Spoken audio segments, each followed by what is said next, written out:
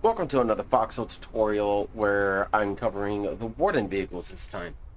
Here we're going to be operating out of Callum's Cape, and I'm going to have an area built up over here, kind of, where I can showcase all of the Warden vehicles, their upgrade counterparts, and everything else. What we're going to do is we are going to start off with a Dunne or Dunne, which is 100 BMETs. And from there, I will be talking about its upgrades and its, capabilities. It's just like the R1 hauler. The amount of spaces that it has is 15, and it is your basic logistics truck. So when we get this built up, we will be over at this area whenever I get the facility built, and we will cover all of the vehicles. Right. Now that we have our area built up, we are going to start with the Dunne or Dunne, depending on whatever pronunciation you want to go with. I personally do not care.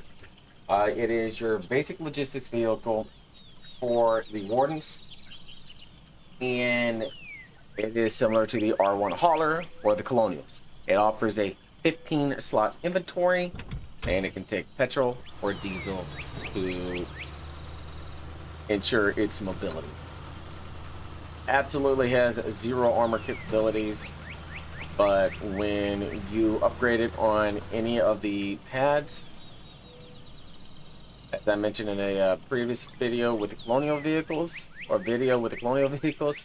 want to swap it. You want to swap the fuel so you can retain it. Here we are going to upgrade it to the Leatherback. The Leatherback's cost is only 10 construction materials. From here, you just go ahead and fill it up and ensure it is good to go. Now, the Leatherback has a 14 slot and is a little faster than the Dunne counterpart. The only difference is, unlike the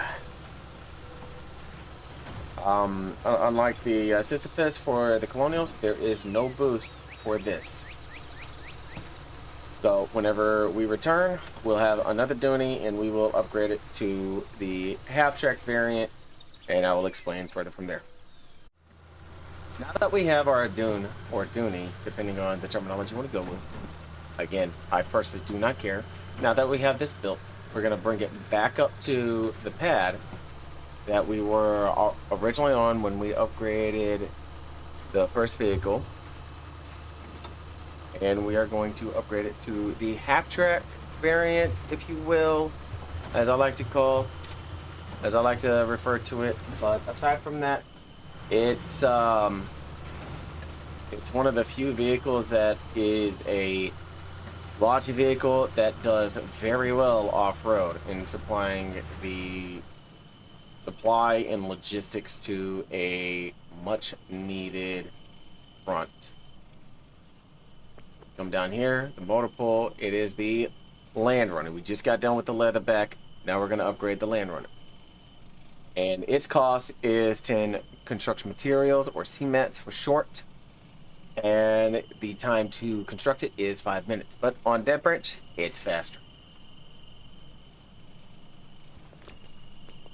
Again, swap out the fuel, and you are good to go. As you'll note, you see the chains and the treads on the side of the vehicle. This is the reason why off-road capabilities are as good as they are. So what we're going to do is we're going to go submit this into the seaport and go from there. But before we do, you can see that the drive time on the off-road with the treads is a lot easier than if you did not have tracks. Plus the chain tires tend to help too. The next vehicle that I'm going to talk about will be the Warden's Ambulance and what its functionality is. Alright, so I was actually able to find one sitting right here. Typically, you would come over to the garage and you would hammer it out for 150 BMAX. Now, within the ambulance's capabilities, it has a 9-slot inventory, able to stack bandages, blood plasma, trauma kits, and first aid kits, as well as transport critically wounded soldiers up to the front.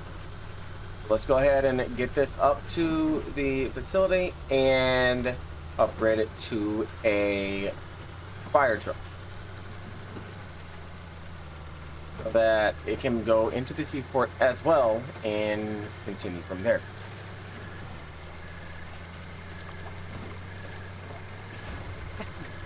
Unlike the Colonial Vehicle showcase video, this one was easier to find a spot all the way in the back lines to where it's not a complete hex or half a hex drive away.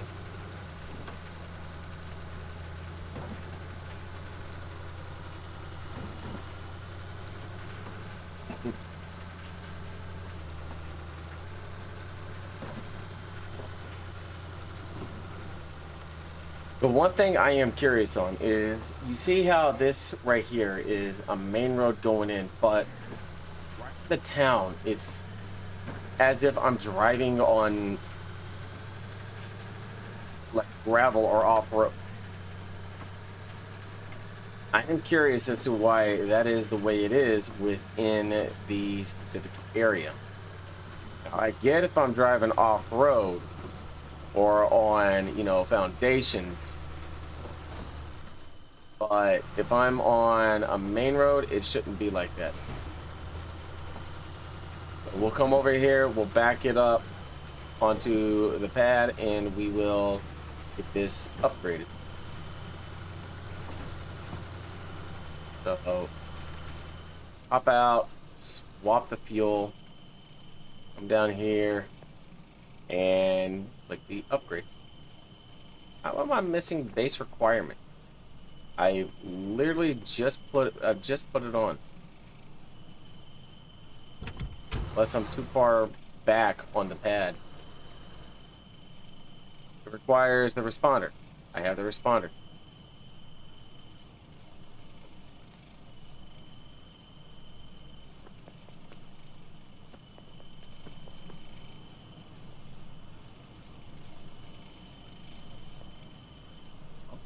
There we go. I do not know why this was being very, very finicky. I'm sitting here telling the motor pool to upgrade the ambulance to the fire truck. Now, similar to the Colonials, the fire truck requires water. If you had water, you would hop on here. It has 100 liters that it can use, and you would reload. It would do the pump action. As you can note here, you have a pump here, and you would be able to put out any and all flames that are out and about, especially on an area where there's high incendiary and high flame variance hitting your facility or your base. Next, we are going to upgrade an armored car to the Gravekeeper. So I'm going to submit this into the stockpile at the seaport, and we're going to go from there. Next up on the list of vehicles is the O'Brien, just a base armored car. Its cost is 25 refined materials.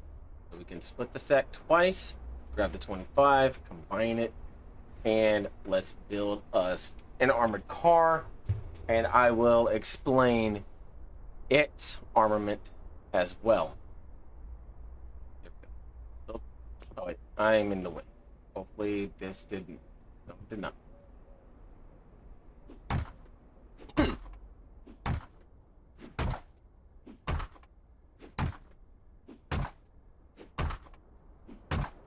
And before I continue, I'm going to grab some fuel for it. Don't need that much. And we go from there. So your armored car for the Warden side, the O'Brien, has a twin 792 top turret, and it is very, very capable. It has a driver and a center turret that has a 360 traversal radius. Some reason, I have no idea why it did not want to give me the fuel associated. That's why. Okay. It only gave me the can that had 4 liters. That's why. I've done the same mistake. It's completely fine. I'm not even that upset. So we're not going to fill this up all the way. But we are going to get this upgraded to its next vehicle, which is the Gravekeeper. Driving past the parking lot area, and we will be on our way to the facility for the upgrade. I always find it funny whenever somebody's doing putting a blueprint on a road, and your vehicle just hits it just at the right speed and the right angle, and it pops a wheelie.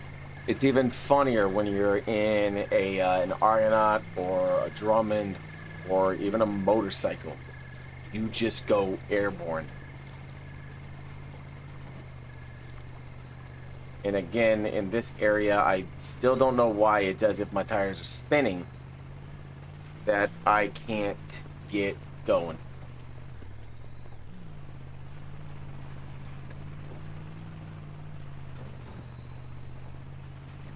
Like, it just makes no sense whatsoever.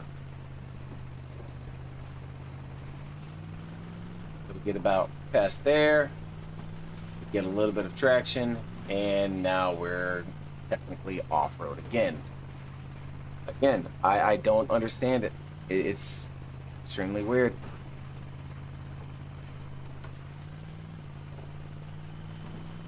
But hey, it is what it is.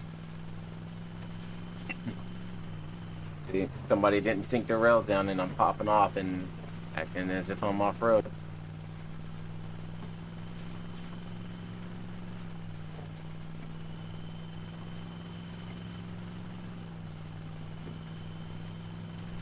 We'll pull over into the facility, get this upgraded, and we will go from there.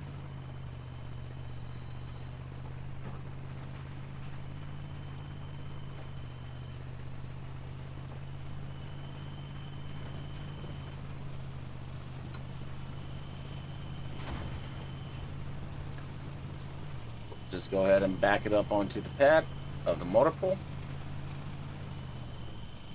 Pop the fuel out so that we can siphon it. And for the first thing, which is the Gravekeeper Armored Car Arc RPG. Its cost is 10 processed construction materials, 10 assembly material ones, and only 5 minutes. This is a very, very cheap hit and run car. And whenever I say hit and run, you have a total capacity of 5 ARC RPGs. If you have 5 or more of these with you, you can cause a lot of mayhem very, very fast. Now, ARC RPGs, the AT RPG that's in here is typically used for tanks, and then dealing with other tank lines.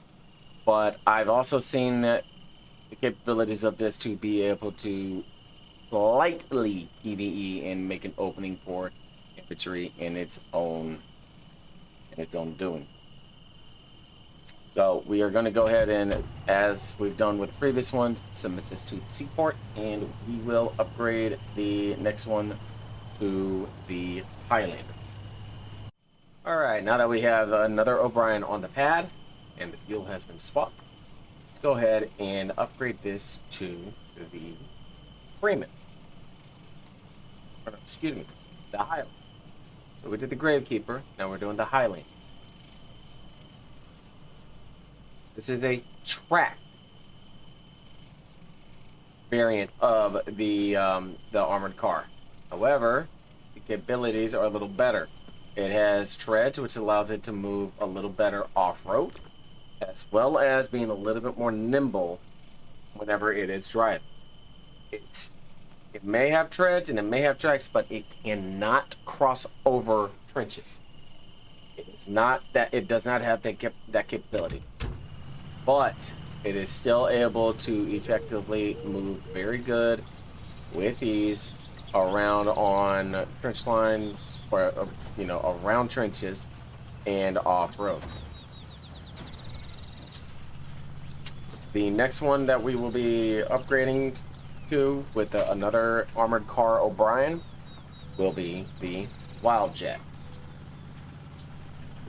This capability is the 7.92 gunner with 50 magazines, or with a 50 round mag at a 30 round, or not 30 round, a 30 magazine total capacity.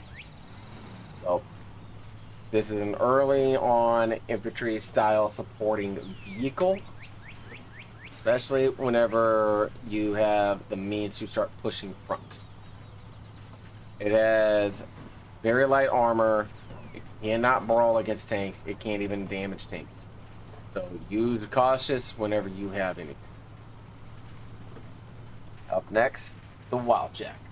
Okay, now that we have another O'Brien up here, talk about the last upgrade, and that is the Wildjack. Its cost is 10 CMETs and 10 assembly material 1s with a build time of 5 minutes. What's interesting about this is it is a threaded armored car, but a flame armored car.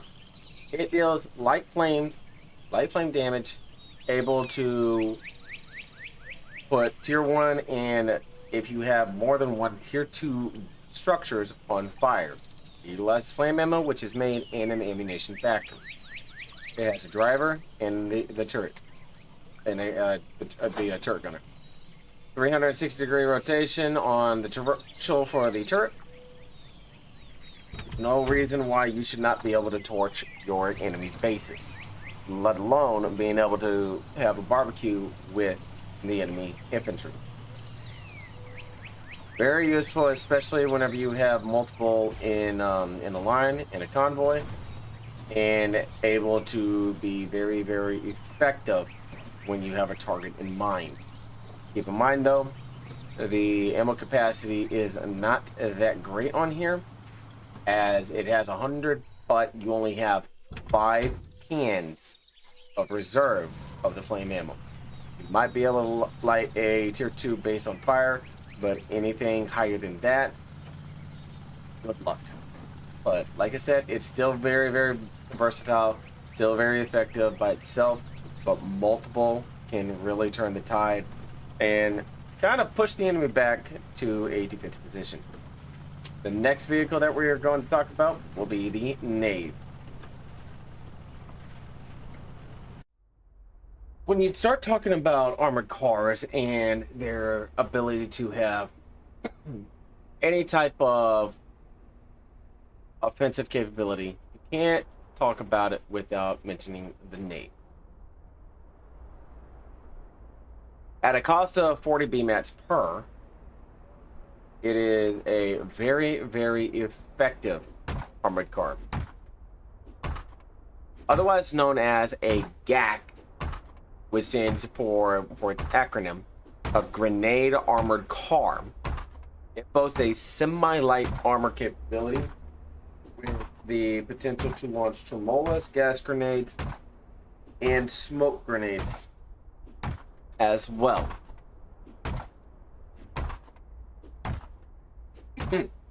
Now, the general way of how an armored car or a tank would operate would be to have the gunner just shoot forward and the driver drive forward.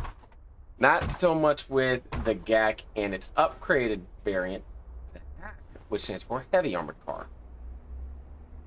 In essence, you have the highest capability of driving backwards while suppressing. This vehicle's capabilities are as follows, and I'm going to tally one up so that it is better to understand. It has a dual grenade launcher. So you have in total that you can fire 22 tremolas, 12 smoke grenades, 12 gas grenades, 22 harpas, and 22 Varsi anti-tank grenades. Now, when you are engaging with the enemy, you will be driving backwards, and your gunner will be facing behind you. Meaning the turret will be facing the complete opposite of the way you are going. This way you have the best ability for your armor. You are heavily armored in the back end. Your engine is up here in the front, which is the weakest part of any vehicle. Your armor is all right here. So long as you have that SN pointed to the enemy and backing it up, you should be completely fine. Now, that's not to say, this is not a light vehicle. It's still an armored car afterwards. It has very light armor, very easy to kill, especially with 30 mil or 20 mil, and very easy to take out if you already have tanks that can fire 30 mil or 40 mil. In the event that you have multiple GACs or grenade armored cars, such as the Knaves, that's pressing on you, it is best to flank around them and try to damage the engine. This way you can ensure that you are able to destroy it. Now, with the gunner's responsibility, your driver has to ensure your vehicle survives. So it is on the gunner to have a radio and relay when to get out of harm's way. The driver can make that call and go at any time they please. However, typically, a good gunner will know the situation and adapt to it.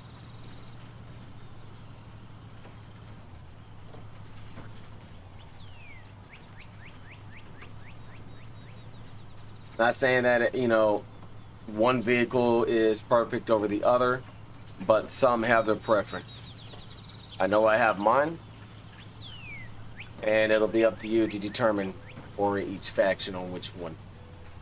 So we're gonna slow crawl off-road up the hill onto the upgrade pad, trying to kick up the wheel onto the foundation, which will work. And we'll back it up onto the upgrade pad, swap the fuel, and then talk about its upgraded variant.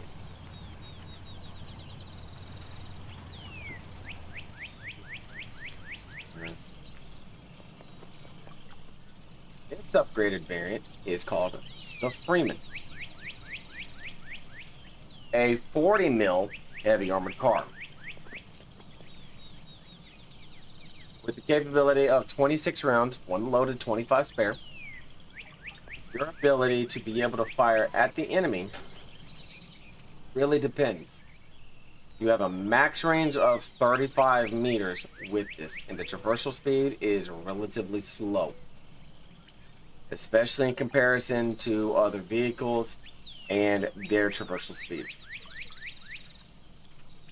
Very effective at PvEing structures and ensuring destruction across the board. The GAC and its ability is one that many Warden players tend to use when they first become available.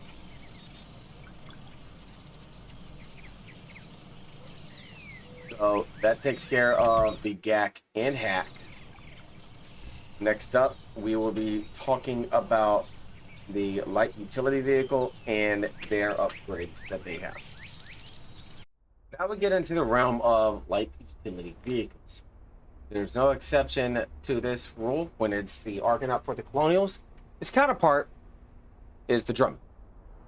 At a cost of 10 refined materials and its speed and capabilities, is very, very useful for any type of front. With it having very light armor and a closed top with a passenger here, much like the Colonial's Argonaut, it also relays intel to anybody who has a radio.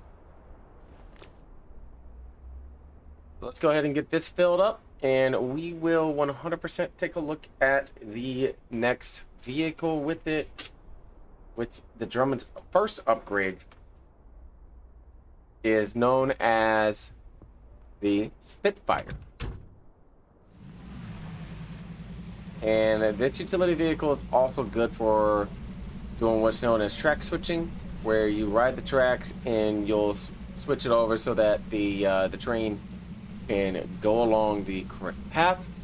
Coordinating with your locomotive and your crew, you should have no issue in effective communication with each other. And the capabilities for this being off-road is actually impressive, as you do not feel as sluggish as your armored cars, but with the light utility vehicle's capabilities to be able to be zippy whenever you need it to be, the Drummond is a go-to for any ward, especially whenever you need to be effective on the move and to cause mass chaos and mayhem when you are doing the partisan ops and behind enemy lines. The way to indicate on whether or not you are providing intel is up here in the top left, where you see the radio signal. And as I was mentioning with the off-road capabilities, we are already here. So we'll back this up onto the multiple upgrade pad, and then we will upgrade this to the Spitfire. And let's swap the fuel so we can retain it. So with the Drummond, upgrading it to a Spitfire, it requires 3 CMATs and 10 assembly material 2s, with a build time of 3 minutes. The interesting thing on this vehicle is it goes from open top or closed top to open top. However, there's one minor detail that many overlook. It now has a gunner instead of just a passenger.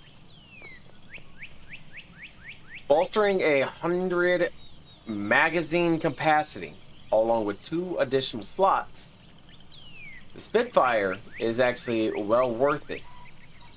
And similar to the Drummond's base model, it also provides intel. Once we get back to the facility, we will talk about the Drummond's second upgrade variant, the Loscann.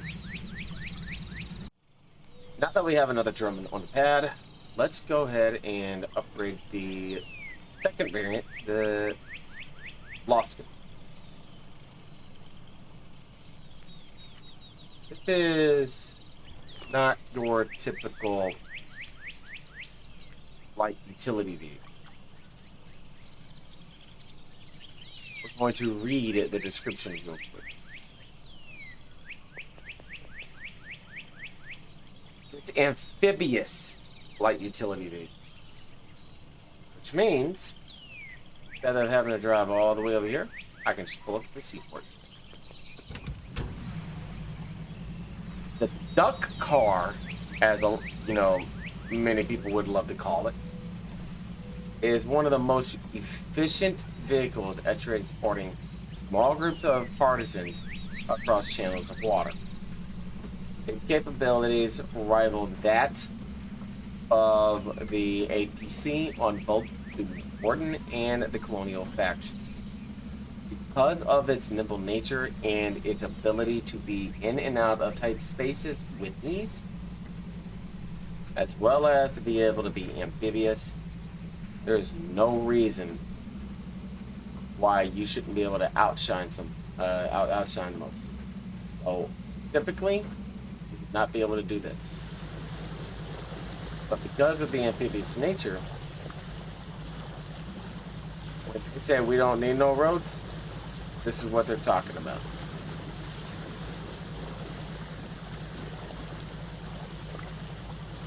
You are a passenger. You are able to fire using your secondary. And unlike ships, you go directly under bridges.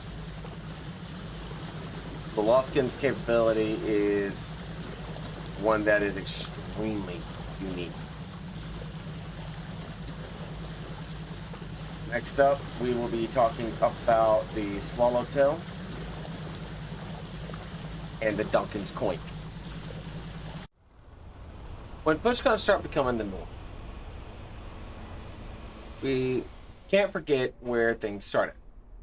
The Swallowtail 12-7 pushgun comes in at a very cheap price of 20 armats to be built in the garage. However, it does come with its own unique challenges. To be able to be effective out on the field, you need a secondary person. Pushguns are not meant to be moved and manned by one person. However, you can have them in a stationary manner on a funnel and choke point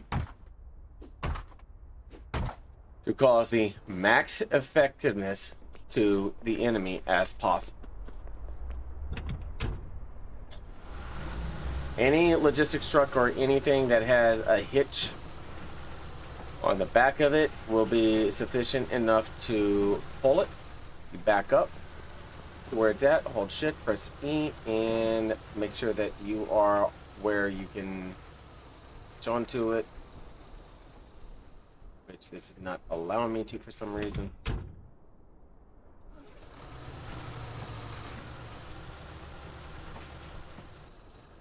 Try driving onto it, and there we go. Have the hitch over the push gun, and you are able to drive onto it, and then from there you are good to go. Its upgraded variant is called the Duncan's Coin. We will discuss that once we get it on the pad to upgrade, and this will be the last upgrade for the motor.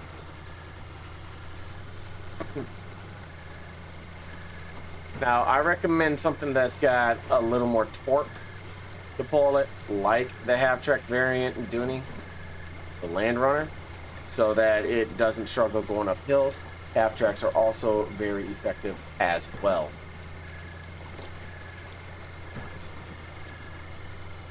Keep in mind, if you are not careful on your corners and your turns, it can get stuck on different things. And unlike before, where we went around, we're going to pull straight up off-road onto the pad.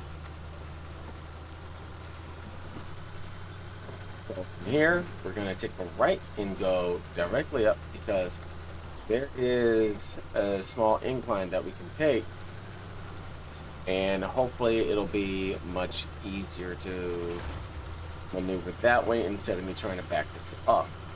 Because I really don't want to go get a crane, especially unless I don't need it. So as you can see here, we're just driving off-road, still pulling at a very decent pace. And if you have something, as I mentioned, that has the torque, you're able to pull it with ease. Minding the turn, we're able to come up,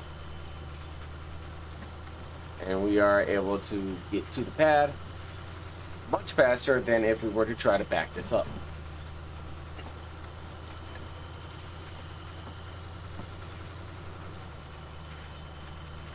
Now that we've arrived, all we have to do is line it up with the pad, pull up on,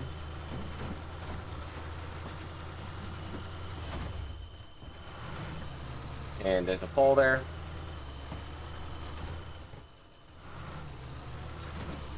Just basically get it on the pad, and then you are good to go to upgrade. I do need to put more fuel in the generator. If that doesn't work, that's fine. I'll just ensure the ability for it to be good to go.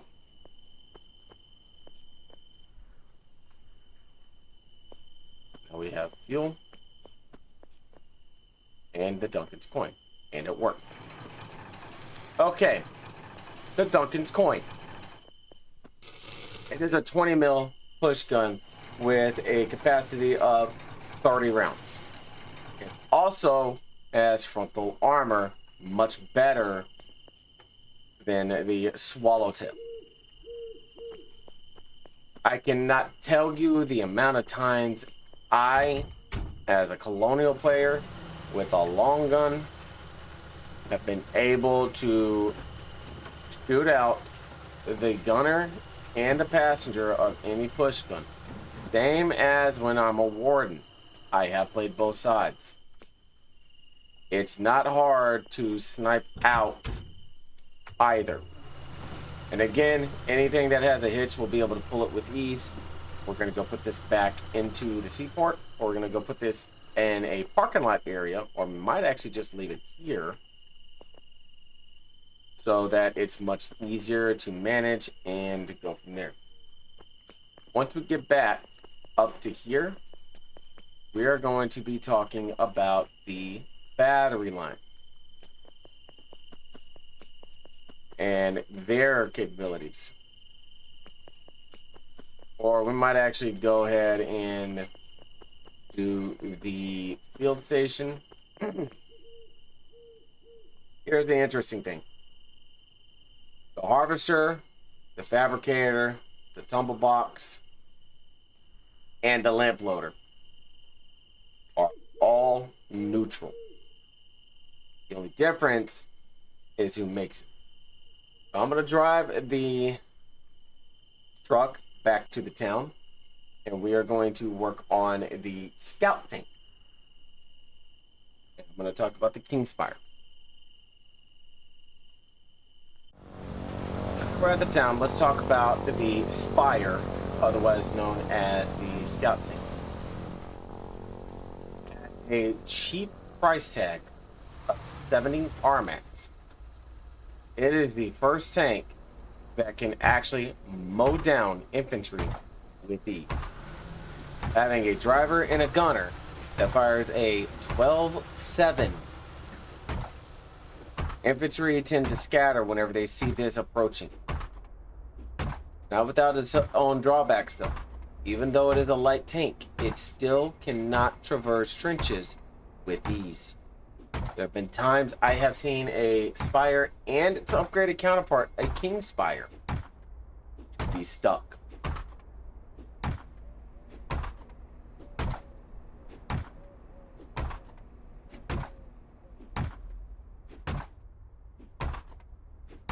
Instead of hammering out these one by one, most people set a mass production facility queue to have a nice stockpile, especially whenever it is early war and scout tanks are in dire need.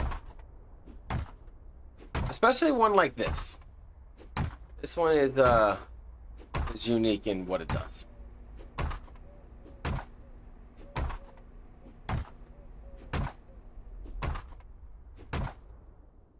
With the ability to have 30 canisters of 12-7 and 125 rounds of sheer firepower, the driver and commander can easily mow down any infantry.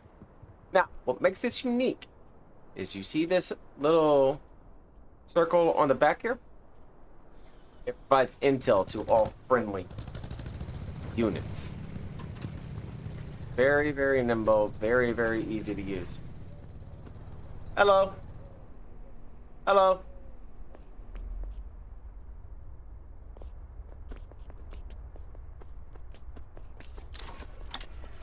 And what we do from here is we are going to go upgrade this to another variant of it.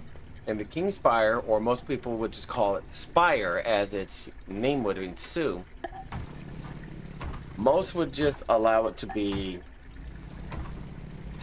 kind of by itself, but whenever you have a hack or a grenade armor car or a push gun supporting it, it is extremely effective. You can see how maneuverable this vehicle is. It's got its capabilities, but some of its drawbacks are indeed limited.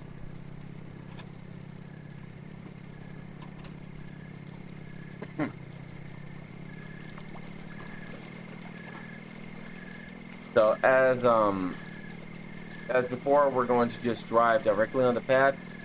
We're going to swap the fuel so we can retain it. Upgrade it, swap the fuel, because I am carrying petrol in this vehicle. And then we are going to talk about the next vehicle. So sit back, enjoy the ride, and let's just continue on.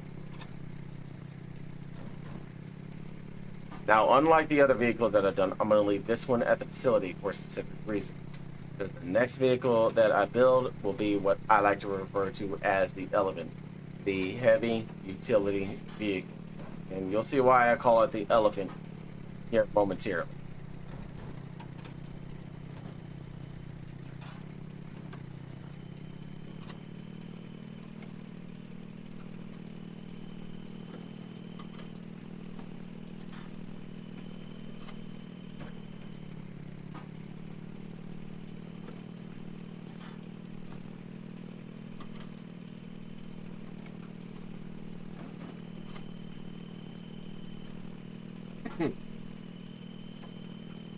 Not that bad of a little tank, I'll be honest.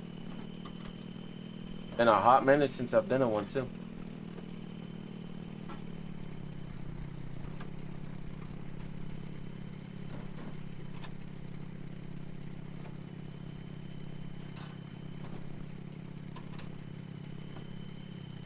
So here we are. Let's swap over the fuel real quick. Drop the diesel. And with the field station, we will upgrade it to the Gallant Scout Tank. Now, as you can see, the variant changed big time. That's because this is a 30mm tank. It has the driver and the commander. The commander is your gunner. The 30mm has in total, or the 30mm Gallant tank has in total 41 shells, 1 loaded, 40 spare, and is capable of doing a lot of damage early on as tanks. So with this, we're just going to, actually, I'm going to set the rest of the petrol inside the pad real quick. Field station, field station, field station.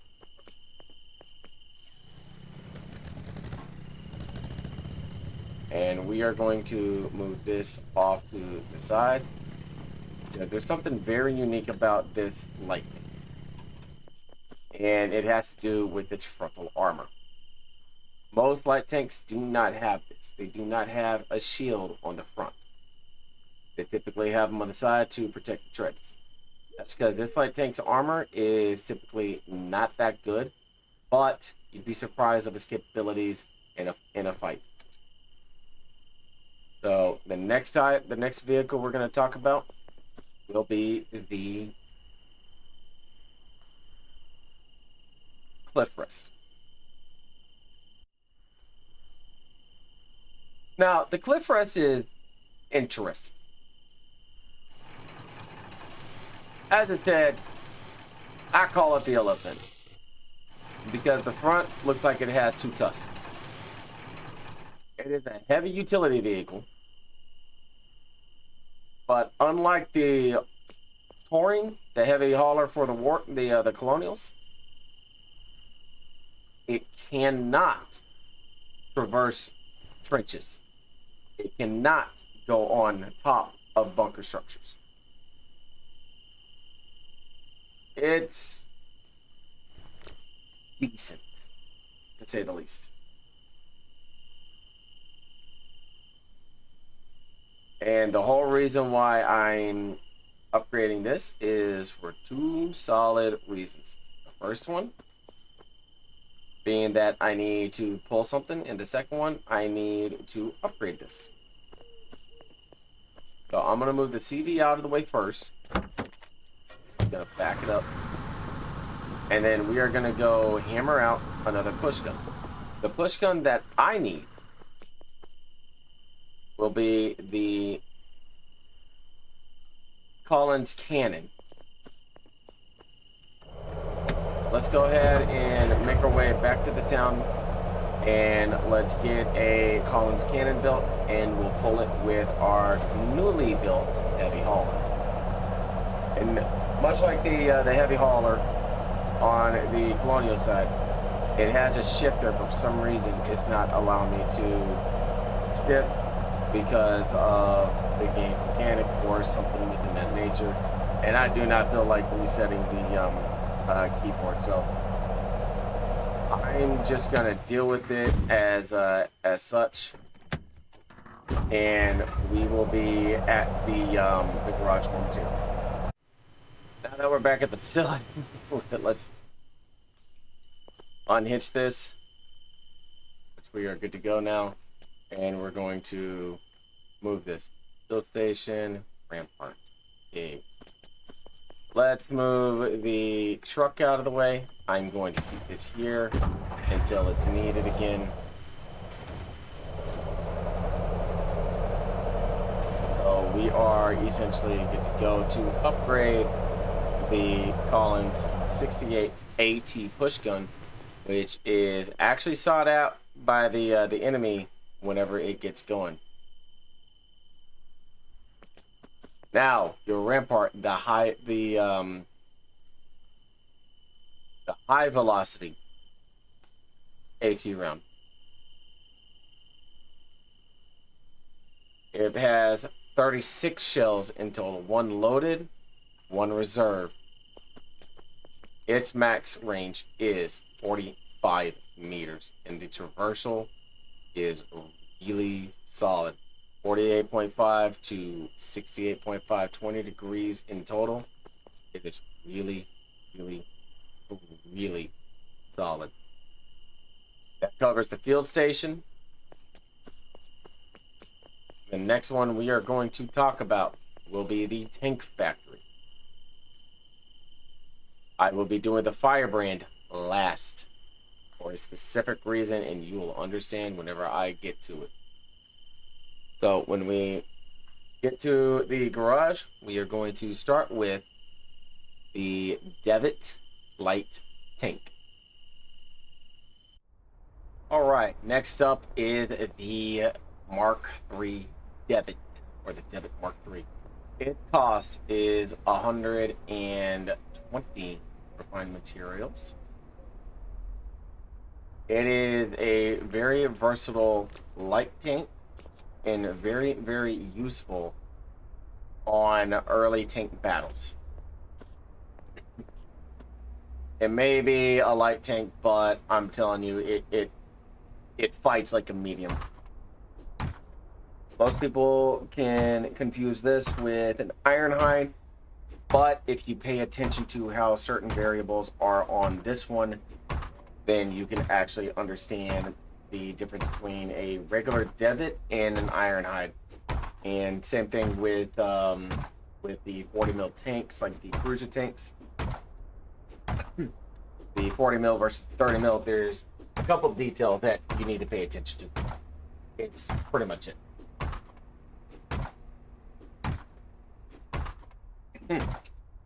So at 120 per tank in the garage, just like the others, most people set MPF queues, or if they need a quick, fast, and hurry, they'll actually hammer it out, because once the proto Devitts come available, it is starting to go into early / mid-war, and within that aspect, it just means that a whole new dynamic gets shifted.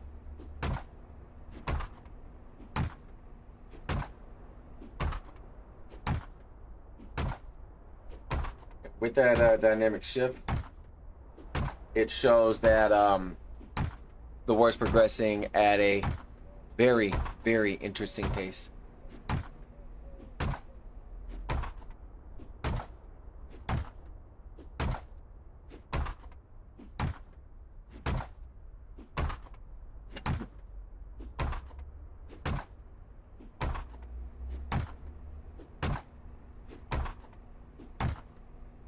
So once we get this hammered out, I will show what the armament is, the spots that this has, and its capabilities, so that you are well aware of what to look for.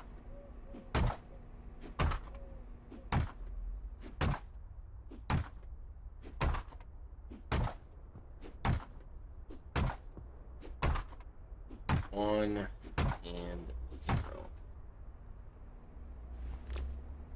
So as you can see, there is no machine gun that is on the side.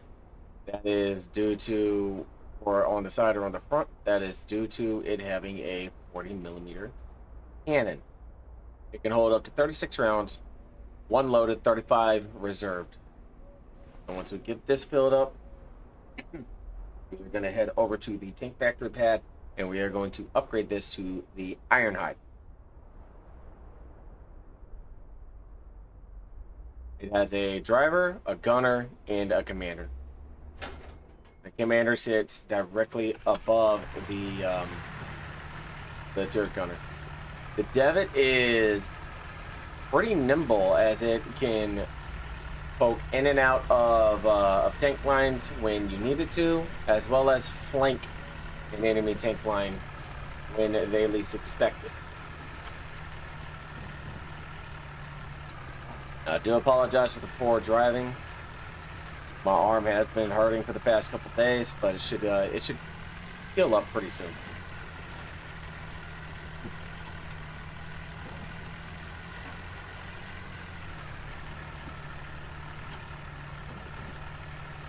And here we go with the slow road again. Still, I have no idea why it's like this. I hope the devs can fix this. And if they ever come by and take a look at this, then they can see what I'm talking about.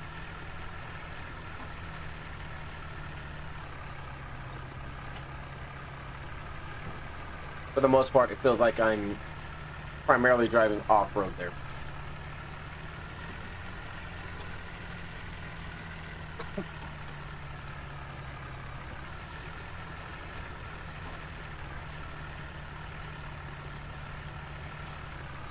The Devitt's model is actually pretty unique, like how it has this part right here. It's unique for sure. But it's a nice little light tank. Colonials tend to try to gas out the crew and take it, but a good saying, death before dismount, is always preferable on both sides. So it doesn't matter if it's Warden or Colonial that's using the tanks. If you're in a tank, you will die before you dismount. So let's go ahead and swap the fuel. And let's upgrade this to the Ironhide. Now, right off the bat, you can tell the difference between the Devitt and the Ironhide by the treads. And also, the Ironhide light tank is similar, but it is reinforced plates of heavy steel at the expense of speed and maneuverability. It is beefier, but slower. It still has the same amount and the same style crew. The difference is it is a Mark IV, meaning an upgraded variant to it with increased armor. It's not as fast, not as nimble, but definitely a tank worth having on a tank line, even in the late war. Light tanks and scout tanks still have their viability.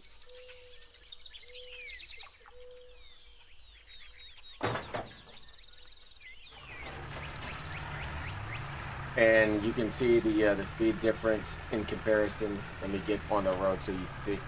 The speed difference between the Devitt and the Ironhide is very, very noticeable. And it is worth noting that you have a choice. Do you want speed and maneuverability or armor and sheer brawling ability? Me, I'm going to go with the capability to brawl. Because yeah, you can outrun me all day long. But if I can do more damage, I'm good to go. Next up, we will be covering the Caine, the Devitt-Caine. Now that we got another Devitt on the Tank Factory small assembly pad, let's go ahead and upgrade it to the Caine Mark IV MMR, otherwise known as the Mortar Devitt. It has the capability of firing 15 HE mortar shells, 10 shrapnel mortar shells, 10 illumination shells, and 15 incendiary. It has a driver, a turret gunner, which is who fires it, and the passenger. Typically, with the passenger, they are sitting right over here. They're sitting right there. And that is where your commander spot would be. That is also where you would find the vast majority of people using binoculars. Because in the grand scheme of things, with any type of artillery, you need a spotter, or if you're good enough to do it yourself, you are able to solo operate one of these. And what's even more interesting about this is the armor that gives the crew that reassurance of survivability. And that's not to say that a skilled sniper can't snipe somebody else. You can still be killed, and you can still be sniped out of any open or semi-open top. Is it much more difficult? Yes. You can also be decrewed. One grenade inside there, and you are done. So we are going to go ahead and drive this to the seaport. And the next one we are going to talk about will be the Silverhand. And the Chieftan. Also, one thing that's really cool about this is just the speed of it. I like, it's awesome. It's got the 10 speed as the regular Devitt, but it's a mortar tank and it can fire on the move. But once we get this in the seaport, we'll be at the garage, and I will be hammering out a Silverhand. Okay, the Silverhand.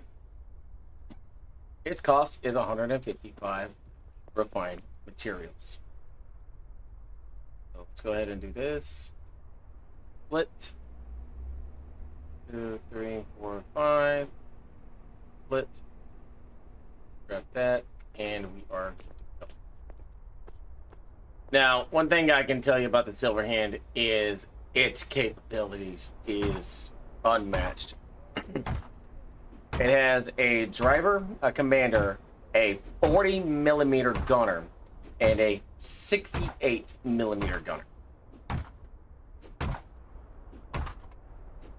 It is very, very, very resourceful, and if people disregard its capabilities and disregard its, own merits, they tend to regret it rather quickly. So we're gonna do a fast forward from here to the pad, and then we will upgrade it to the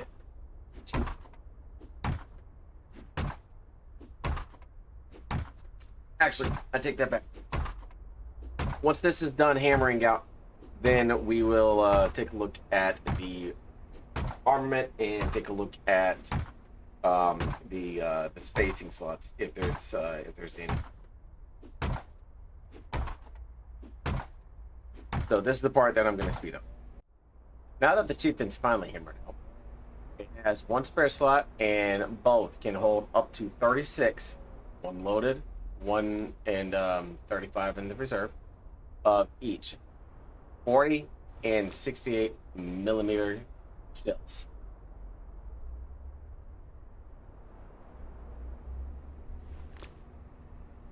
And as I was saying, the people who tend to knock its capabilities are the ones that tend to regret it later on. The Chieftan is also interesting as well, because some people use it in the manner that it's best used for, and others use it as a different method. And you can tell by just by how it is. It doesn't handle the best, but it still has the speed to get going. Great for tank lines and great for poking out. The only difference is the 48 or the 40 meter or the 40 millimeter has a 40 meter range. The 68 millimeter has a 35 range. So it's imperative to coordinate with your driver, if you are the 68 millimeter gunner, to poke when needed, and then the 40 millimeter gunner follows up. That's how you use it to its effectiveness. Or you utilize the 40 millimeter to continue to keep an eye out around your surroundings, so that you can poke when you need to, and PvE and PvP when you also are needing to.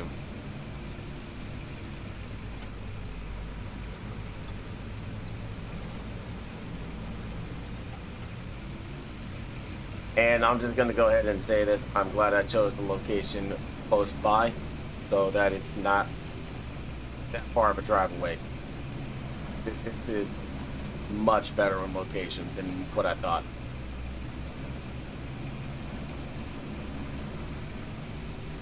I mean, yeah, I gotta go uphill and still kind of maneuver on the pad, but that's nothing compared to the sheer distance of everything. I'm close to a garage, I'm close to a seaport, I'm not traveling literally half a hex away. But now that we are at the pad, swap the fuel, and we are good to go. Tank factory and the Chieftan. 5 process construction materials, 10 assembly material 1s, and 8 assembly material 4s. And you can see what's changed. The 40 millimeter turret turns into a dual barrel 12-7 gun, good for infantry. The 68 millimeter turns into a 250 cannon. Essentially, this went from being a line tank to a siege tank. Now, I did mention that people use this in a different manner than what most normally use it for. And that is the notion of a Chieftan rush. When you have 5 or more trying to crash down to crack an objective, that is defined as a Chieftan rush. And one thing that I know I've seen a lot of Chieftan gunners do is they will utilize this 12-7 gun just to specifically target infantry, because its traversal speed is relatively good and the distance is really good as well. For the cannoneer, see, minimum distance is 6 meters, max distance is 25, because you are arcing your shot. You can see the turret here raise and lower.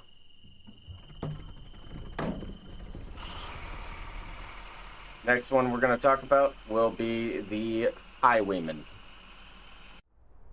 All right, now before we even get to the Highwayman, we have to first talk about the Brigand. It is a solid cruiser tank, despite what a lot of people like to say about it. There's a very, very stark difference between this one and the Outlaw. That is where the turret for the infantry sits. Which the Outlaw will be another variant of the Brigand.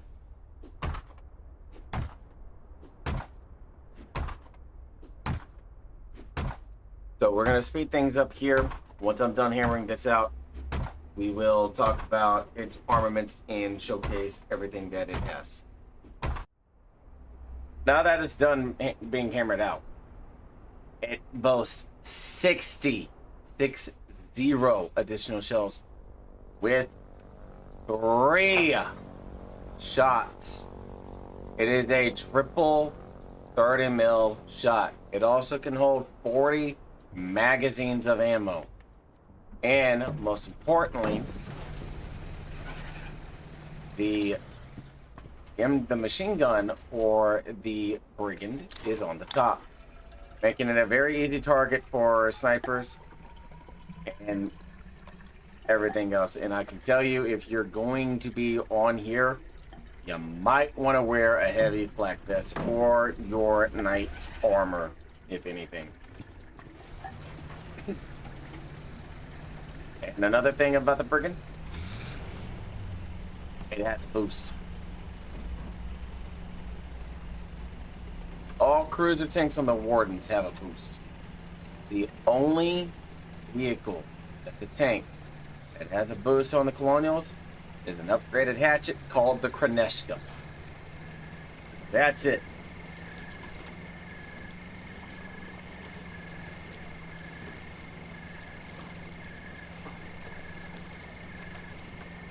Drive this over to the facility.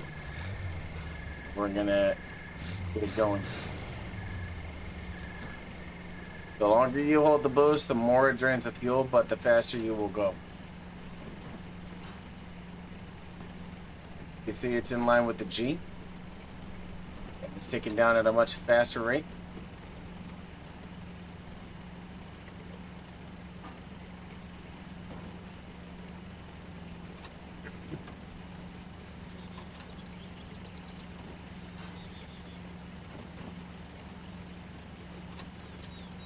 But it's honestly worth it to get it over here so we can upgrade it to the Highwayman, and I can talk about its capabilities. Because, I'll be honest, the Highwayman is highly underutilized and highly underrated for what it can do versus what it can no longer do.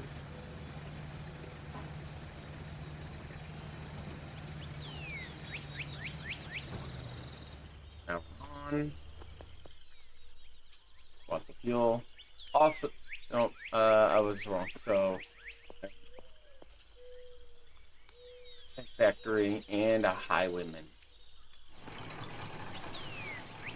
The Highwayman boasts a 12-7 gun on the top and a 20 mil dual turret on the bottom. It also has an additional slot on the inventory for anything such as beam mats, additional ammo, or, you know, something of that nature. So, using it well is always extremely difficult. The capabilities of it that a lot of people underutilize it for is cutting lodging. Because 20 mil can no longer kill tanks, but can strip armor. And if I'm going on a logic cut, I'm taking a Highwayman. My own personal preference. And just like the Brigand, the Highwayman also has a boost. It has 3 slots: the driver, the main turret, and the commander. The turret is 360-degree traversal, and the commander seat with it is also a 360-degree traversal.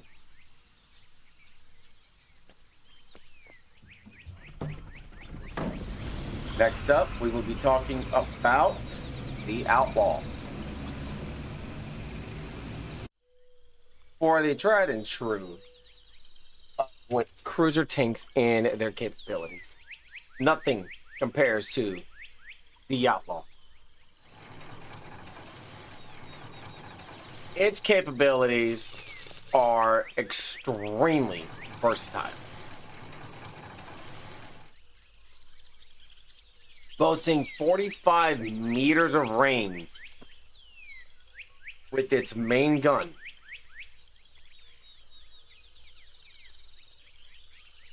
And a pretty good range on its infantry gun, which is inside of the tank. It has the capability of a driver, turret, gunner, and commander. So driver, turret, gunner, commander. 40 magazines with one loaded of 7.92, so 41 in total. 46 rounds in total of 40 mil with one loaded. It is a beast out on the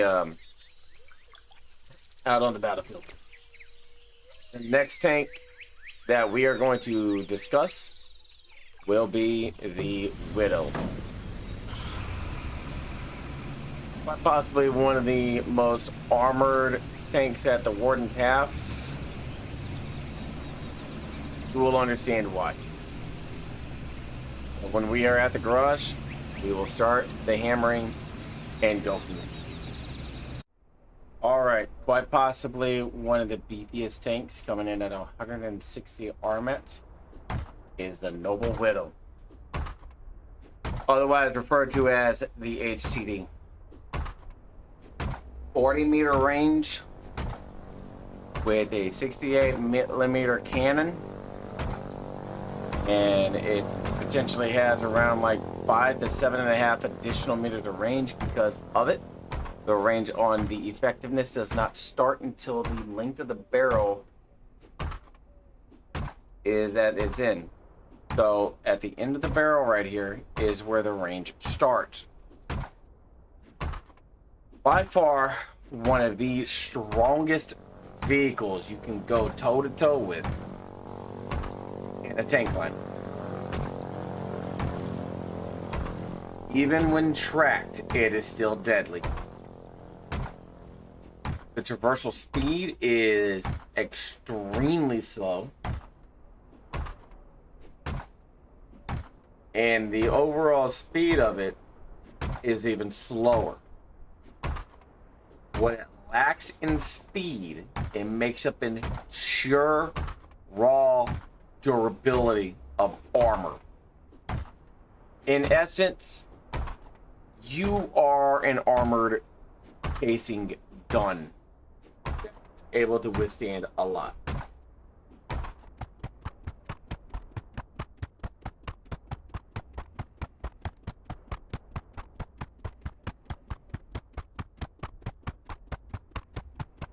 And yes, this thing does take a lot to hammer out. This is why whenever the Widows are teched, people will set NPFQs.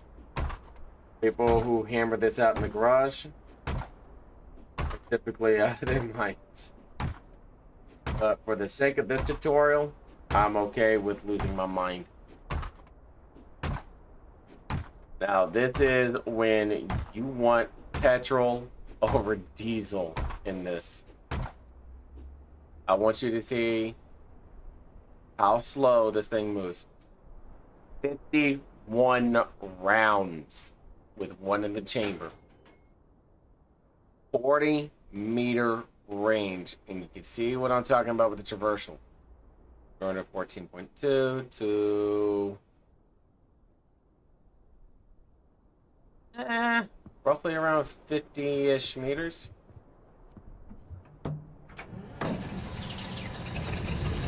Many are, like, a lot of Wardens are calling for the Widow to have a speed boost.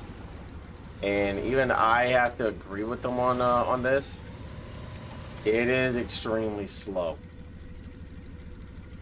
This is when you want petrol over diesel in a full tank. So, we are going to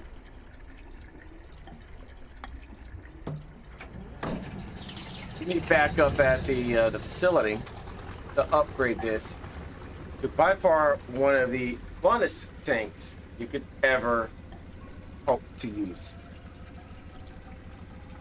So once this is complete, we will be at the facility. Alright, now that we are at the facility, slowly crawling up. I'm not even going to bother to swap the fuel because I wanted to save this one for last for a reason. Because of how slow. Once I upgrade it to the Firebrand, I will talk about its capabilities. And I'm going to back it off and have the Starbreaker upgraded as well.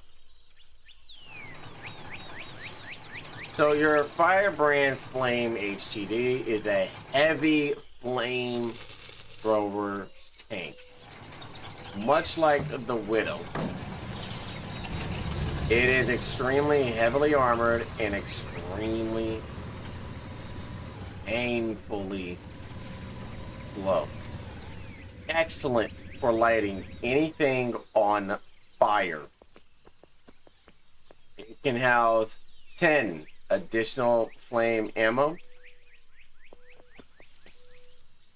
Capacity of 150 liters of flame ammo at a time. It is excellent for setting tier 2 and 3 bunker networks on fire. Last but not least for the tank factory, the good old Raptura. The 94.5 emplacement of death. Most will call this a beat, a battle emplaced anti-tank. There's also an emplaced anti-tank in EAT that I will cover as well. Built at construction yards, same thing with the 120 and the 150. Next up, we have our battery line. Okay, a half-track. Otherwise known as the Niska Mark I motor carriage.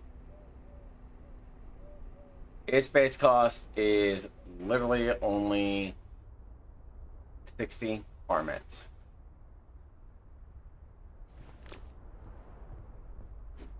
With a very light to medium style armor, it can transport up to 4 troops in the back and have a mounted gunner as well in the back with a passenger on the inside. Any mounted gun will suffice. Any machine gun, RPG launcher, grenade launcher, you name it. Anything that can be mounted on a tripod, any tripoded weapon can be mounted on the back. We are going to upgrade this to a faction favorite Skycaller.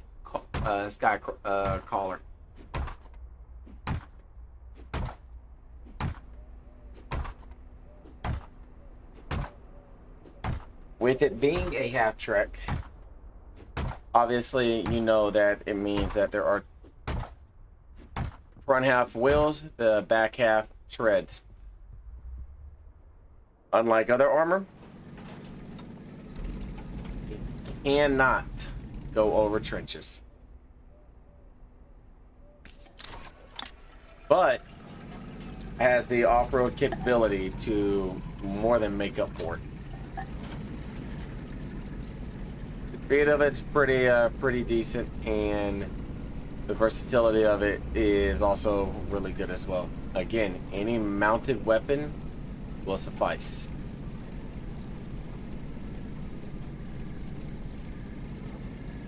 And whenever half tracks are available, I know there are regiments that are dedicated to making hundreds of Skycallers. It's always fun whenever you get to fire one and cause mayhem out on the front line.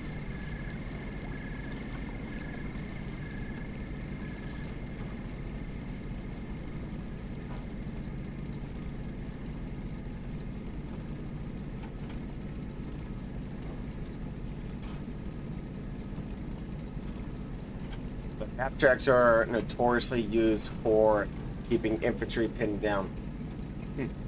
And then whenever you have a pretty particular upgraded variant.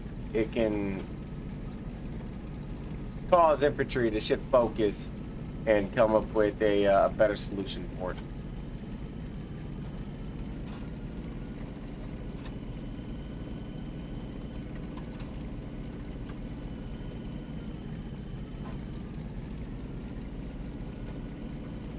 Let's get up here. We will talk about the Skyhauler and its upgraded counterpart. Or not counterpart, but its upgraded abilities. Ape abilities.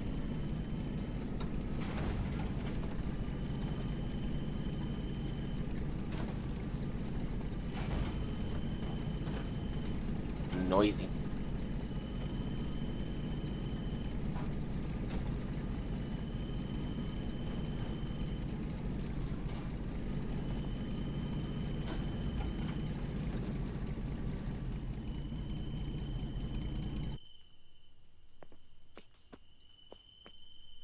So the Skyhauler's cost is 10 processed construction materials, 10 assembly material 1s, and 8 assembly material 3s at a 5-minute timer.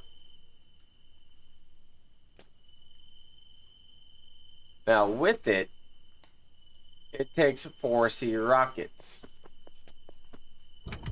It can fire 17 in total. Whereas the Katushka fires 3C, this one fires 4C with the ability to light it on fire. It also has another distinct function, and that the back has a little traversal to where you can actually work with different angles. Minimum range is 275 meters, max range is 350. While this cannot outshoot the Katushka or the Skirmisher in distance, it more than makes up for the capabilities with the 4C rockets.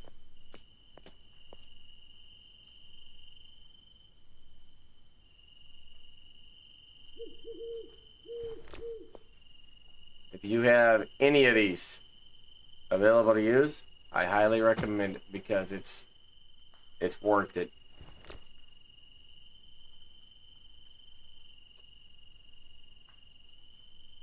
Next up, we will talk about the blinder whenever we get another half-track here.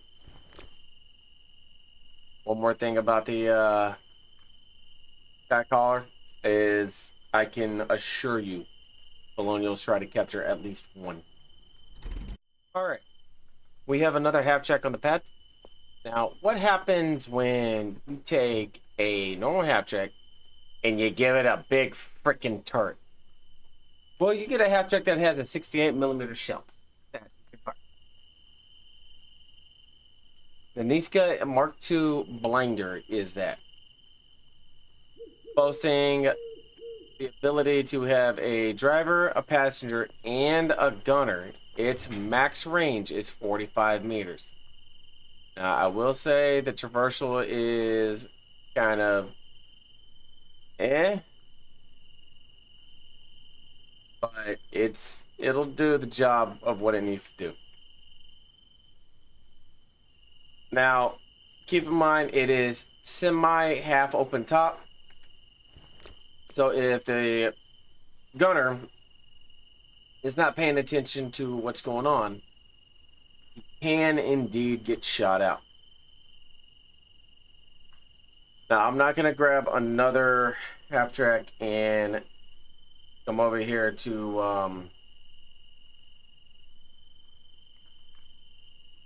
upgrade it, but I will go over it. That would be the Scartwin. It is a double tripoded variant half-track, and you can have its own individual tripods on it. You can have two MGs, you can have an RPG, a tripoded RPG, a machine gun, a grenade launcher. You can mix and match so long as you have a tripoded weapon. It can also tow stuff.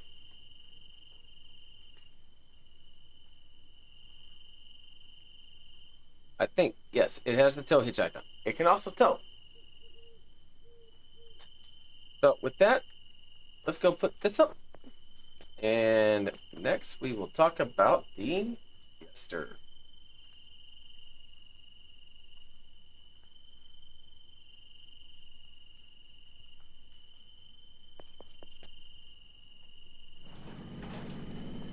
Okay, the King Jester light tank variant. It costs 5 steel construction materials, 15 assembly material 1s, and 3 assembly material 3s. It's a scout tank. I stand corrected, not a light tank. It fires 4 3C rockets.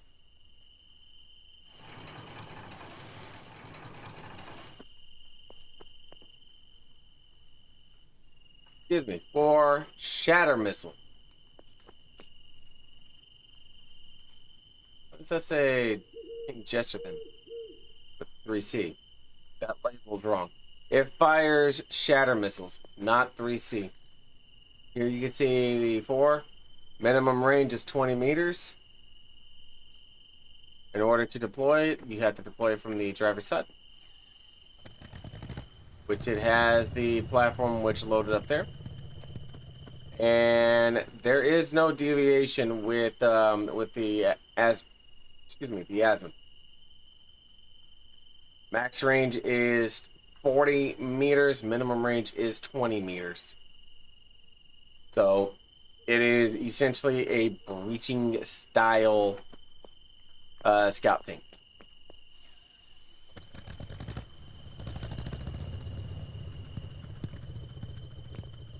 And with that, that is a pretty interesting little one to see. I've yet to actually see it be used in full on a very fortified base. So we'll see if things change over time.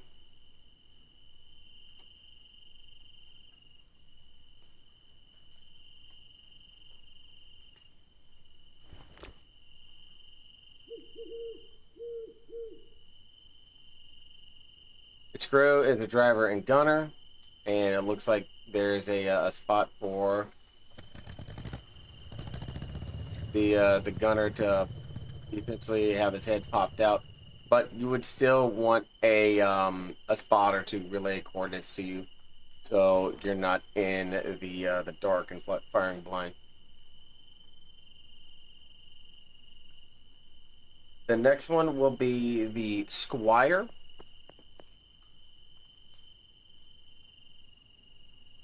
Which is this one. Let's go put Zippy back, or let's go put Zippy up in the seaport, and then we will have a little bit of information about the Squire to talk about. Alright, before we make our way back up to the facility, I want to talk about a few other vehicles real quick. One of which is the Cavella motorcycle. It's a fast utility vehicle that you can absolutely utilize to your advantage and be able to get from point A to B, and also utilize it as a quick means to run the rails. Next is the Fuel Runner, and the Colonials have a stolen tanker. It just basically holds fuel. That's about it. The Falcon Airfield Mortar is a 250mm purity shell launcher and is really good at razing bases to the ground. It is a push gun variant, so you will need a secondary person to give you a hand. Next up, we are going to talk briefly about the different emplacements.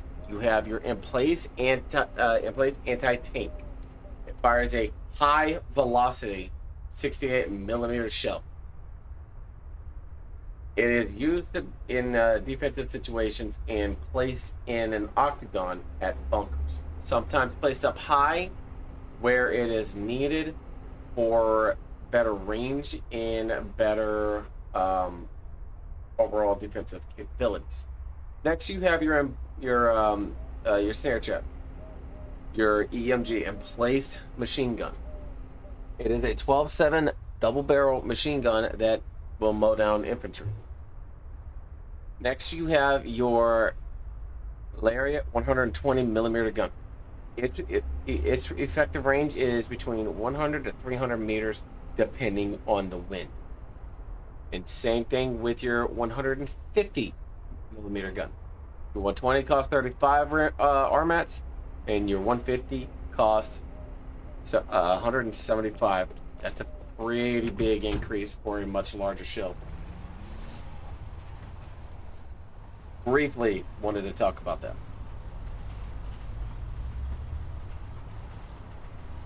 If it wasn't a street that it would be offloaded on, I would hammer out both and show what they look like. But because there's no good spot to offload them, I'm not going to. So now we're heading back up to the facility. We're going to upgrade this to the Squire, and I will be talking about it here shortly. Okay, now after a slow roll to the facility, somebody brought me a vehicle. Oh. Don't particularly need this, so we're just going to move this up.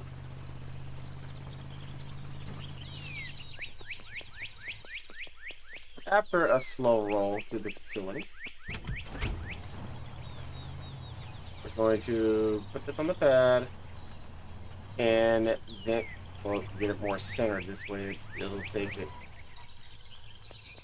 And then select the Spire. 35 process construction materials, 10 assembly material 1s, and 8 assembly material 3s. For a build time of 5 minutes. Now, as you can see, this fires 3C rockets. And it has a total count of 10 with 1 remaining. To deploy it, you press F. Its minimum range is 375 meters. Its max range is 500 meters. And it has a pretty decent traversal range to ensure the ability for the maneuvering of what was needed. So we're going to go put this up in the seaport. I'm going to grab the heavy hauler that I left back in town so I can move the next item and be good to go. So we will be back momentarily. Okay, so you might be asking yourself, why did he need to grab the heavy hauler? Well, simple reason. I need something to be able to pull this off. This is known as a Rycker 4/3F Wasp Nest. It can fire 4C rockets only when deployed, and it has an armament of 12. Minimum range of 375, max of 450. You can see the barrels right here. Total of 12. An easy way to tell if it's loaded. Look at the front, check the back, and you'll be good to go. Now, you need a secondary person to help move it into position, and that you are able to fire from.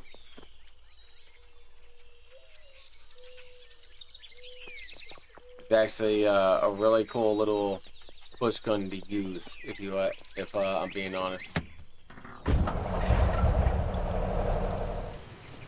So we'll hitch this up.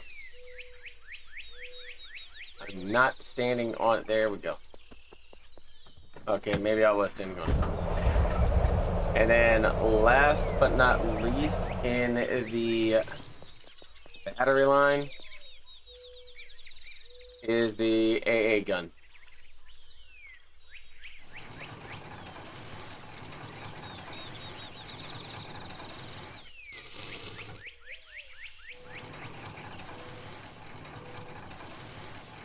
you have a secondary person, it's better to be used where you can do it. And as you can see the pitch, this is where you would engage with your enemy. Fire the 950-70B anti-aircraft shell, and it deals shrapnel damage. When the pitch is all the way down to 3, it is basically a point fire cannon. When it is all the way up, it is firing high in the sky.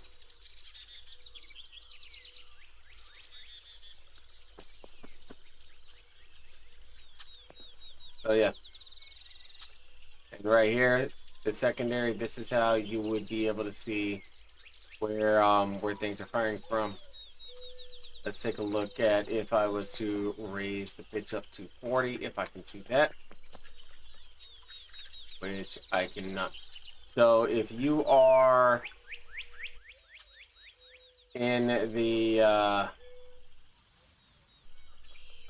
what is it? That's you are in the other side of it. Basically have the binos.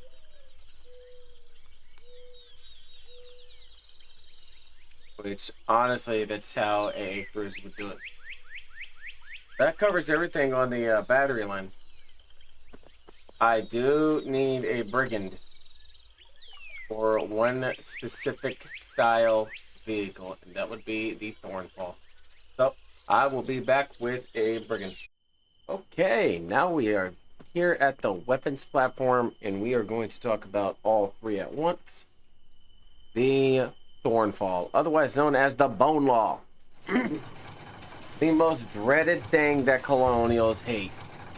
It's not the super heavy, it's not the battle tank, it's not even either version of the battle tank or an SPG. It's this damn thing. With the capacity of 24 ARC RPGs and 40 magazines of 7.92. Along with a driver, a turret, and a commander. And the turret is directly in the front. They actually turn the direction of the arc gunner, which can fire 8 arc RPGs at a time, starting from the right on the bottom. This is the Colonial's biggest bane of existence, because when you see one, there's always at least 3 or a few more lurking behind. Just like the other Gallagher style tanks, it has a boost as well. And it does not have a secondary storage slot. Now, the next one that we are going to talk about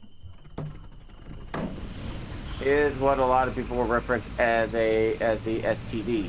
It is the Silverhand Tank Destroyer, or the Lordscar. It is an open top bathtub, as some people like to refer to it as well.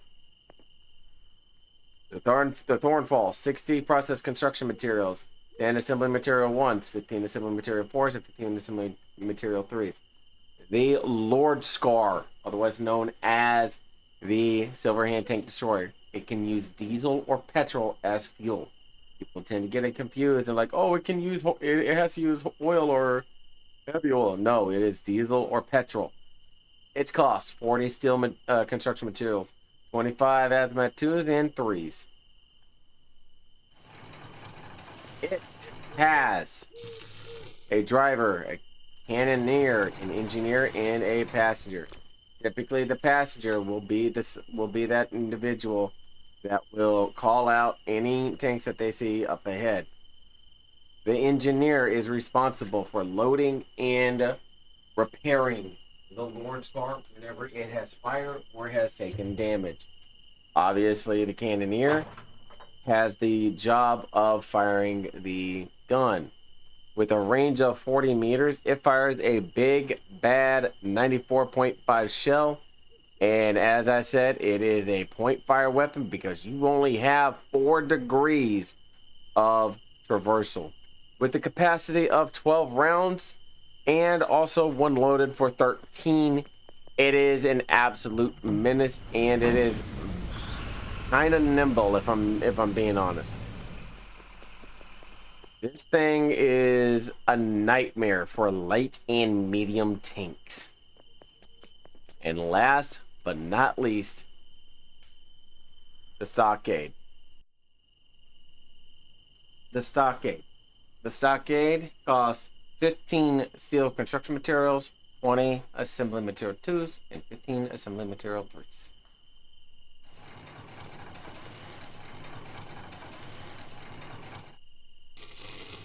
Firing a big, nice 75mm shell, this heavy push gun is best used when you have a hauler near you, whether it be a taurine or a Clifwrest. Its effective range is 37.5 meters, and its max range is 42.5 meters. You will note that the effect and ineffect range change once I am out of its effective range or max range. Its traversal is very kind of forgiving. It's about 10 meters or 10 degrees. It's 10 degrees exact. So that covers the heavy weapons. Next, we will look at the heavy tanks. We are going to start with the Flood MK9 Stain self-propelled gun. The Warden standard for a king of the battlefield. It is a 150mm self-propelled gun that has a holding of 3 shells at a time. It is also best used with a dedicated crew and extremely beneficial whenever you have correct defenses around it. Once this is done with the building, we will take a look at its max range and minimum range. Now, in order for this to actually be functional and operational and to be able to turn it, you have to deploy it, then get back in, undeploy to be able to turn it. It is not like other artillery guns where you have the full 360-degree rotation. This one actually forces you to think outside the box on correct placement and correct usage. Its costs are 150 steel construction materials, 65 assembly material 3s, 40 assembly material 4s, and 85 assembly material 5s. Total time to build, 1 full day. The description for the Stain is it is considered a battle tank. Ironic. Built on an inverted flood chassis, the Mark 9 Stain is a fully featured mobile artillery platform. Once deployed, the Stain can fire a 150mm cannon over long distances to pummel positions with indirect fire. It's basically your yeet cannon on steroids, if anything. And unlike other vehicles, it requires heavy oil.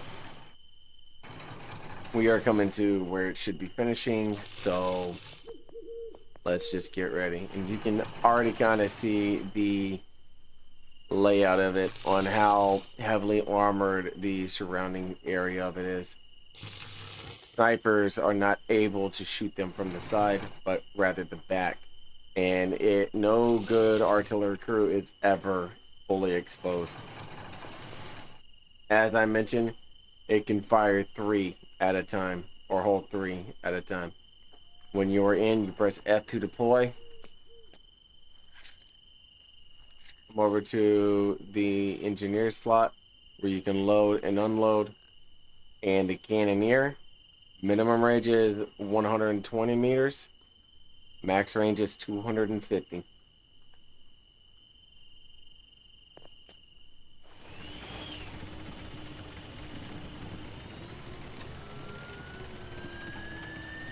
And the sound mod makes it where you can hear that supercharger.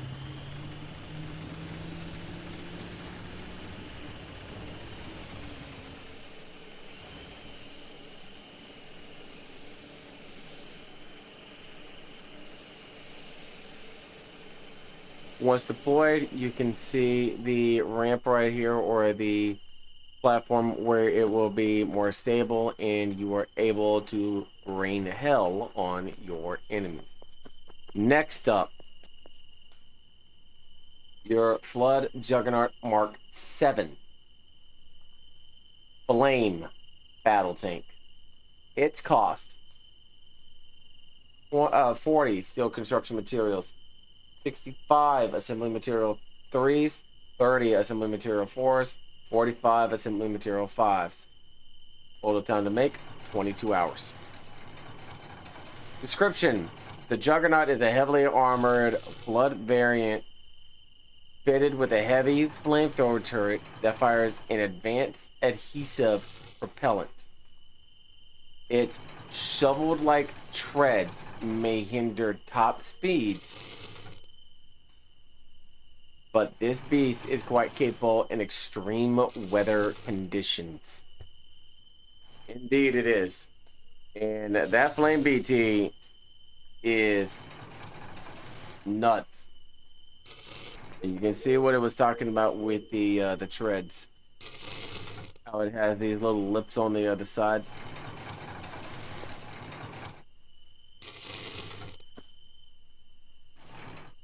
Now, if you're ever curious as to the difference between the Flood Mark 1 and the Flood Mark 7, pay attention to the type of turret right here.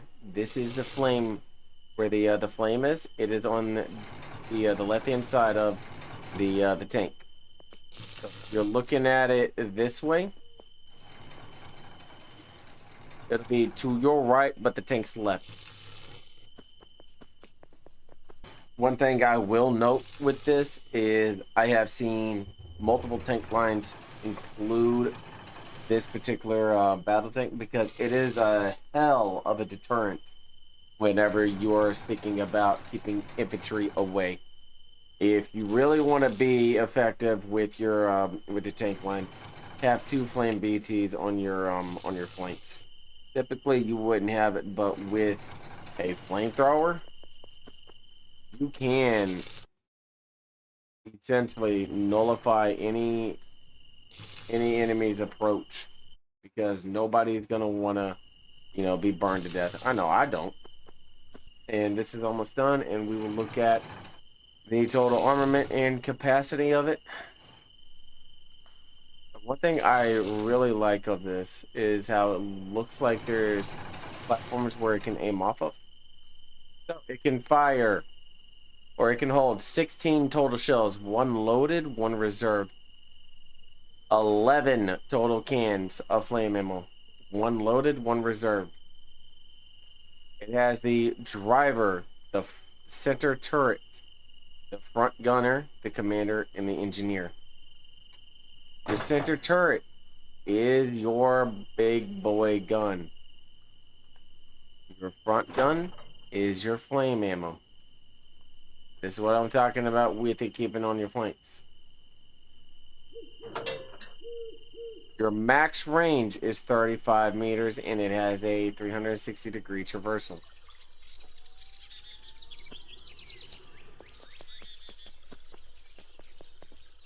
We're going to get the other battle tank queued up and ready to go. I'm going to stage this one next to the Flood Mark 1 battle tank. Instead of a flame turret, it actually has a machine gun turret. 50 steel construction materials, 30 assembly material 3s, 60 assembly material 4s, 35 assembly material 5s, and total time to make 18 hours.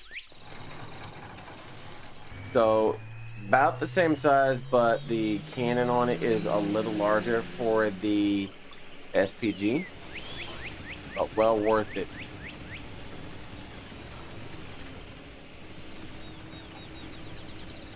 Especially whenever you talk about sheer firepower. Now remember what I said about the flame turret. Take a look at this one. It is also over here, but you can tell the difference in the way that the turret is. Your flame turret over on your flame BT looks like such. It actually has a spout attached to it, so it can fire the flame to it.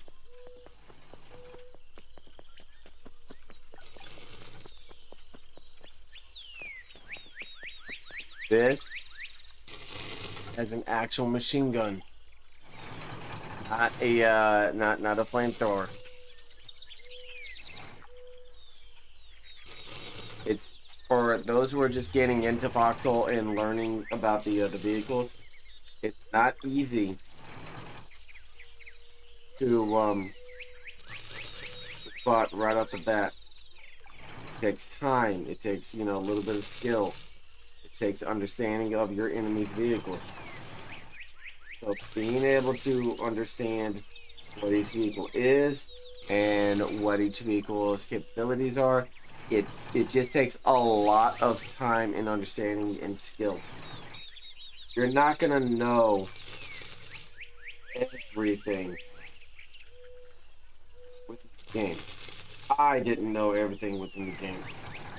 So I still don't know everything in the game at the time of this video. There is so much that evolves within this game. It's crazy.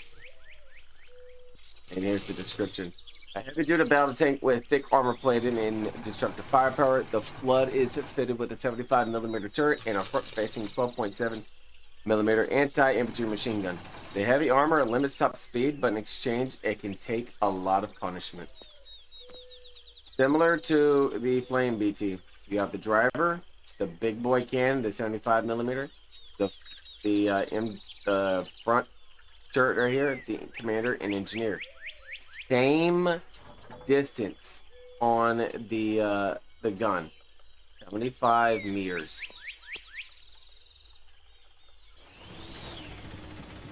And unlike the Flame BT, you can kind of see how the chassis is a little different. It has your Flame BT has armor right here. Your machine gun does not. The plating on the side for the Flame BT, no plating on the side for the regular BT.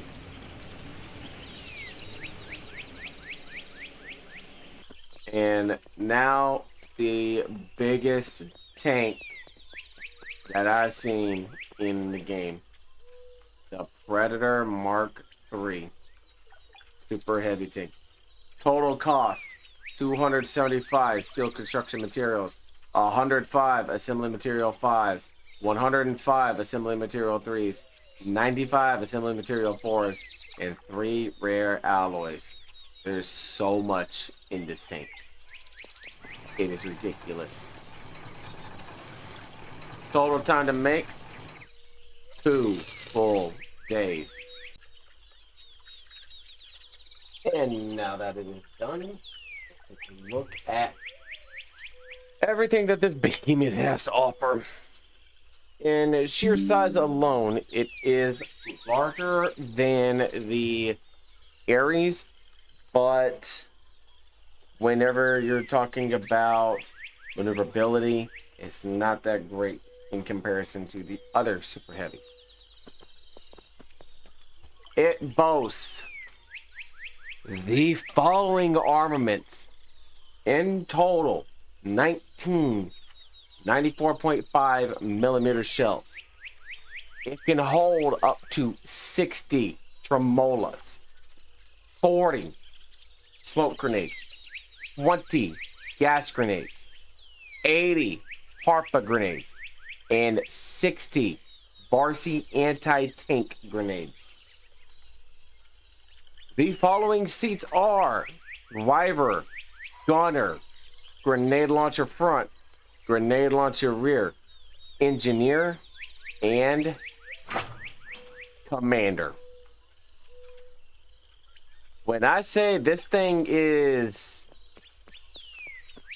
a little cracked, I mean it.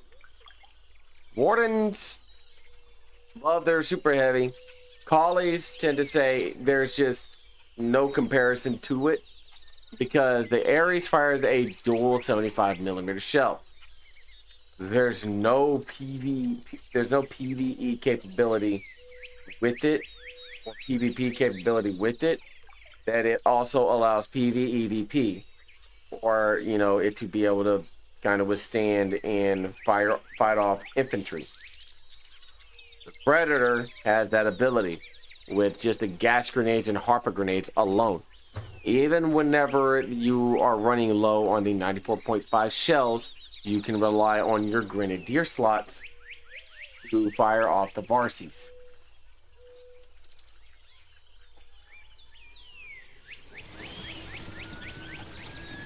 And this is what I'm talking about with maneuverability. It is lengthy, it is long, and it does not turn the best. So if you are bringing this behemoth out to a front, ensure you have the support with it, because trying to, you know, pinpoint maneuver this is not going to be as helpful or as easy as you think it's going to be. That covers all 4 large vehicles. And I really hope that this helped you out in a good way. If you could, do me a favor. If you liked the video, hit that thumbs up. If you did not like the video, hit the thumbs down. I would greatly appreciate it if you smashed that subscribe button. Until then, I'll catch y'all later.